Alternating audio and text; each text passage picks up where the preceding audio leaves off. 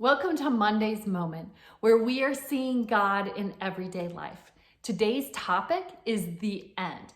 We started this journey back in the garden where God created Adam and Eve, and we talked about how he intended to live life with Adam and Eve in the garden together.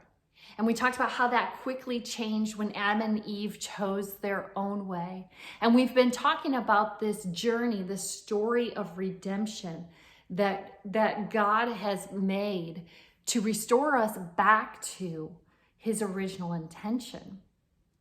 Just as God is making us new, he's also promised to completely restore this earth. In Revelations 21:1 through 5, it says, "Then I saw a new heaven and a new earth, for the old heaven and the old earth disappeared. And I heard a loud voice from the throne saying, 'Look, God's home is now among his people. He will live with them, and they will be his people. God himself will be with them.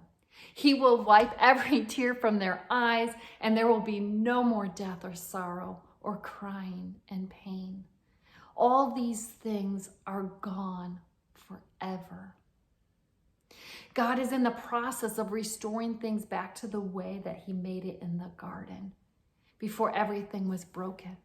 We may not understand all the details of how and when God will complete his plan, but he is faithful to do what he has promised. God has made so many promises throughout the Bible to his people, and he's absolutely trustworthy to fulfill all of these promises. The book of Revelation reveals that there will be a time of great tribulation as God prepares his people and this earth for the coming eternal kingdom. However we may believe that the story will end, we are certain that this world will be a most beautiful and glorified place as we get to live with all the resurrected believers in God's presence. We can only imagine how wonderful it will be. So take heart. These troubles that we're experiencing, they will end.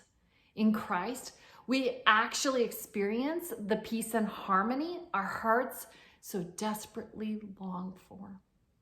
And Revelations 21:1 through 5 is God's personal promise to us.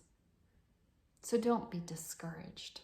God is with you and he is trustworthy. Thank you so much for joining me on these Monday moments where we are pondering God in our everyday life. May you have the best day ever.